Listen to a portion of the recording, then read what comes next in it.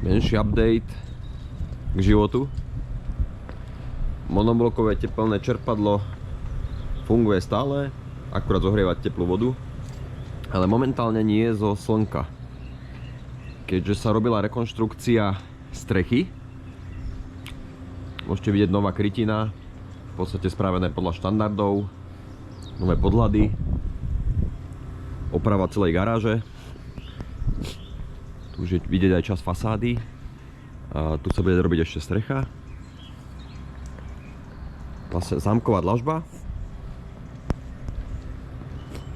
Celkom pekná plocha. To je taká konštrukcia, ktorú teraz testujem, tomu sa dostaneme neskôr. Manželka. Čau. Ja to opravím. Ešte raz. Ešte raz? Nie, bude to takto, aby to bolo autentické. Čau. Sa pije kavička, ešte celkom ráno, chladno. Tak to ide tá zámková dlažba. Nové auto som kúpil. Elektrické. A tak toto ešte vyzerá vpredu. Tu sa to bude zateplovať. Vlastne ten iba vrch. Vlastne polystyrenom. Ale vnútri je potom minerálna vata. To si môžeme potom ukázať.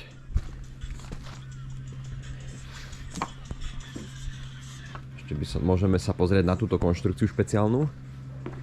Keďže som robil nejaké vsaky na vodu, čo ide vlastne voda z Rín, mi ostali ešte takéto plastové, tak sa mi to celkom hodí využiť na takú jednoduchú konštrukciu. Jeden takýto fotovoltický hák. A tu sa pekne dá zavesiť panel. A tu už mám na záhrade 2 panely pre predstavu. Teda nie 2 panely, 4 panely. Lebo takto robím východ-západ. Že ako to môže vyzerať.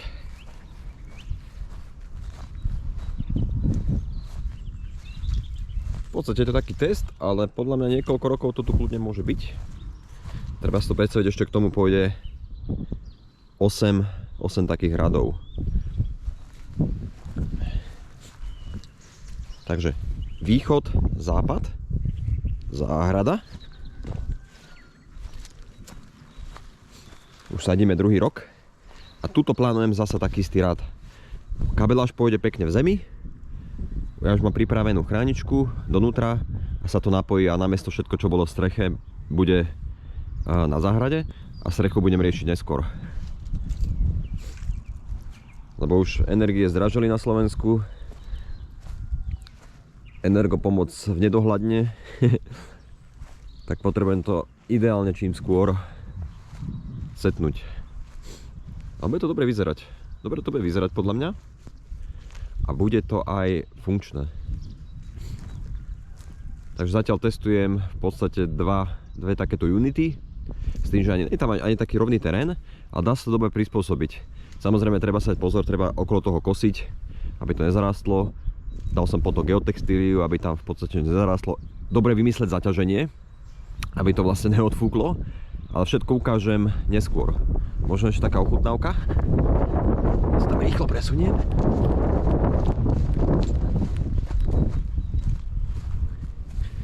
Tu využívam také dorazy. Toto je jednoduché spojené s takými, neviem, či sú to na sadrokartel alebo na čo to používa. Takéto tyčovinky na prepoj medzi nimi. Kabelá sa dá pekne ťahať v týchto otvoroch. Takže to je úplne prispôsobené jak na to. Dobre, manželka, čo za... si moju záhradu? No, ideme sa pozrieť na tvoju záhradu, že čo tu máš posadené, povedz. Čo tu máme? Tuto máme asi cibulu, mrkvu, petržlen, zemiaky som ešte zasadila. Áno, aj zemiaky už. No. A takú fialovú mrkvu na skúšku. Len tieto tyčky budú musieť ísť preč, lebo mi robia tieň, pozri. Spraví reálne niečo? No, jasno. Aj hrák máme.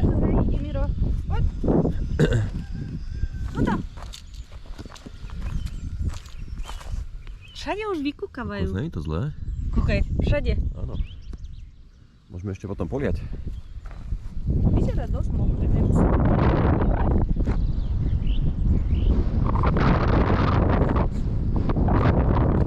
No a keďže toto je taký náhodný vlog, nejaký update po nejakom roku či koľko, tak... Nič nové. Ne. Však nové tu je dosť, ale roboty ešte furt dosť pred nami. Však ukážeme si potom to podkrovie, že čo tam zamýšľame, lebo to je tiež celkom zaujímavé. Akurát tam riešime aj možnosť rekuperácie, tak nejak svojpomocne, tak momentálne to študujeme. No a čo som to chcel, že chystáme sa koncom apríla kam? Do Grécka. Do Grécka. Na Solún. No, v podstate taký dvojtýždňový, 2,5 týždňa trip. Pomaly 3 týždňa to. No, a s elektromobilom, takže tiež zistujem, že ako sa na to pripraviť. Môžem potom ukázať môj plán, aby sme to zvládli. Myslím si, že to bude v pohode. Tak vlastne všetko riešime, nejaké prípravné veci. Sme sa tak rozhodli, že vypadneme, lebo ešte sme neboli takú dlhú cestu s elektromobilom. Chceme si to aj vyskúšať. Ale hlavne s malým. A ešte s dieťaťom, však máme 3-ročného synátora, tak bude mať 4. Tak aj, ale myslím si, že to zvládneme, však treba niekam vypadnúť. Nielen furt robota a všetko hore dole. Posledný rok sme robili len na dome. No, pomaličky. Dobre, tak medzi časom ešte sa môžeme pozrieť na to podkrovie. A potom dám ten plán na tú cestu, že... Takže je to taký myšunk vlog, ale aspoň nejaký update. Tak, a sme v hornom podkroví. Toto bude nový výhľad zo spálne, tu predtým pôvodne nebolo takéto okno. A takisto aj táto miestnosť vtedy nebola zobytnená, takže teraz to izolácia, pôjde ešte jedna vrstva plus cádrokartón. Sa pridávali okná strešné. To je komín z krbu, čo ide zo spodu. Akurát tú rekuperáciu sa tu bude komponovať. Tuto bude nejaký taký šatník. Tuto je to schodisko dole. Táto stena by sa mala trošku zredukovať, toto celé zrušiť, že sa to tak otvorí. A tuto bude taký šatník.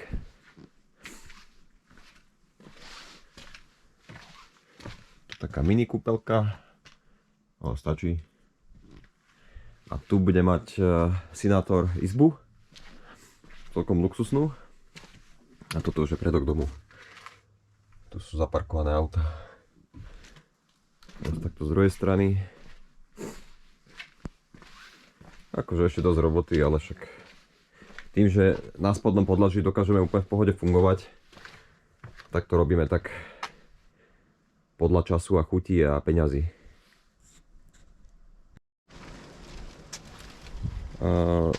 Auto nabíjam 2 kW, jedno aj druhé. Ak chcem, môžem aj zároveň obidve, že jedno sa dá z zadnej zásuvky. A v podstate nepotrebujem wallbox nič, lebo to vždy to stihnem nabiť podľa potreby. Ale každopádne prípravu som si tu spravil dobrú. Čo sa týka prípravy zatiaľ na to Grécko, tak samozrejme hasiaci prístroj, že vraj to je ako povinná výbava. Nabíjaca káble a to je vlastne všetko z tejto strany. Niečo malinko o samotnom aute. Je to ID4 2024. Už to má motor APP 550, takže modernizovaná verzia, modernizovaný infotainment. Takže dá sa povedať, že relatívne všetko funkčné rýchle. A aj som docela dosť spokojný s tým, ako to auto je efektívne. A dokonca aj pri vysokých rýchlostiach samozrejme predohrajú baterky. Veľmi dobrá vec. To som využíval často. Manuálny. Akože toto auto je za mňa úplne plnohodnotné na dlhé cestovanie. Hlavne niekto doteraz jazdieval so Škodou Citygou a samozrejme na dlhej trase, však sme tam boli asi 3-krát v Chorvátsku s tým. Takže toto auto je pre nás ako rodinu úplne ideálne, čo sa týka aj priestoru. Všetko zatiaľ. No, ale samozrejme na takú trasu ako Grécko, čo je plus minus 1400 km, teda len cesta tam, potom jazda po Grécku, cesta naspäť, sa treba pripraviť podľa môjho názoru s hociakým elektromobilom. Hlavne ak chce človek trošku ušetriť, že si nájde nejaké optimálnejšie nabíjačky, tak sa oplatí tomu povenovať nejaký čas a trošku optimalizovať cestu. Čo to znamená u nás? Tak môžem ukázať môj plán, ako premýšľam. Treba si teda pozrieť nejakú cestu. Ideálne naplánovať napríklad cez ABRP.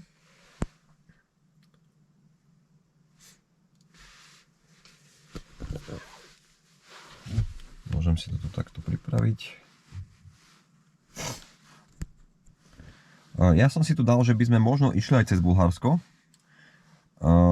Kvôli tomu, že samozrejme Maďarsko pohoda, Srbsko, tam vlastne treba si dokúpiť nejakú eSIM-ku, aby sa dalo potom aj púšťať to nabíjanie, takže treba mať internet, to je v pohode. A potom by sme išli možno cez Bulharsko, lebo ideme vlastne, prvá trasa je niekde tuto Kassandra, alebo Nikity, neviem, jak sa tam volá, to je ešte v podstate Chalkidiky. Tam chceme prísť ako prvé na pár dní. Takže keď dám napríklad plán v ABRP, tak mi to samozrejme naplánuje podľa môjho auta jedno s druhým celú trasu. Perfekt proste. Sú tu nabíjačky. Ale čo si treba pripraviť, je samozrejme aj cez akých providerov chcete ísť. Môžem ukázať, čo som nastavil ja. To sú títo providery. Menovite EcoCharge, to je v Grécku. Edgelinka ako slovenské, ale to nás teraz nezaujíma. Fines je v Bulharsku. Charge & Go RS, toto som dal ako srbský provider. Oni majú celkom aj dobré ceny. InCharge je takisto Grécko, Ionity, PPC je takisto Grécko a Tesla. A tieto som si všetky tam nastavil, to znamená, že ABRP sa už postará o všetko ostatné. Takže toto je môj plán, tento chcem aj otestovať. Chcem si tam kúpiť, tuším, za 5 € mesačne Subscribe, aby to mohlo fungovať ako Android auto, takže idem plne cez túto navigáciu a dám potom nejaký stav, že ako to ide, ale myslím si, že to bude v pohode. Zatiaľ to vychádza, že Ionity budeme raz nabíjať v Maďarsku, potom na tých RS chargerov v Srbsku 4-krát, potom raz v Bulharsku a raz ešte v Grécku s tým, že som si dal do cieľa, že aby som došiel so 60%, takže s nejakou rezervou. Samozrejme prespíme určite na pol ceste niekde v Srbsku. To je plán, lebo však s deckom, ale aj bez decka na šupu takú trasu, tak to je brutál. 1400 km. Takže budem trošku updateovať potom o tejto ceste, že ako to ide. Ešte možno jedna vec k elektromobilom, že toto EVčko, to je topka. S tým sa tak dobre jazdí, že aj keď sadnete do niečoho lepšieho, modernejšieho, tak stále toto auto sa akože chytá. To auto má už skoro 180 000 km, teraz bolo na druhej STKčke. Prakticky úplne v pohode to prešlo. Akože niekedy si k tomu povieme, že čo to malo za muchy, ale celkovo keď to človek zráta, prevádzkové náklady, spoľahlivosť je dosť dobrá. Toto auto mi vlastne ušetrilo peniaze na toto auto.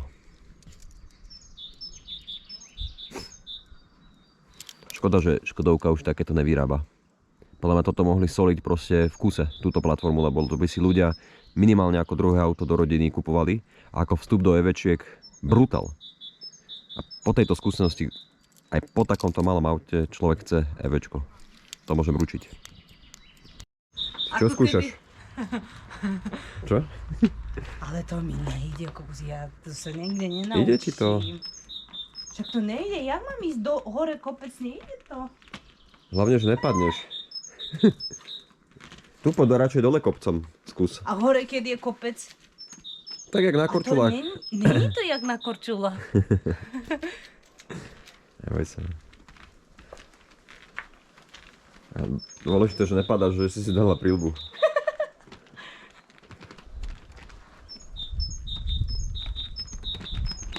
Dobre. A jak zastaviť? Však tam máš tú konštrukciu na paneli. To som si tam pripravil presne pre tento prípad. A keď to nemám, jak mám zastaviť? Budeme ho brať so sebou. Však áno. Akože tuto je vidieť dole čierne také na jednej strane? Áno, to je brzda, Bodka. Toto som musel natočiť.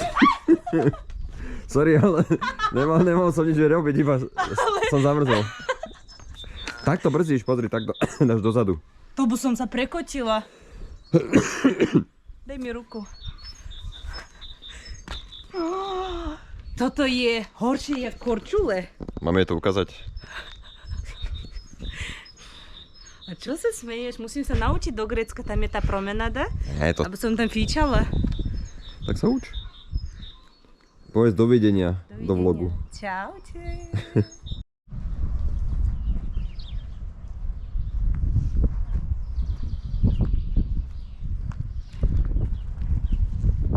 No vidíš, jak dobre ti to ide. Stačí dobrý povrch.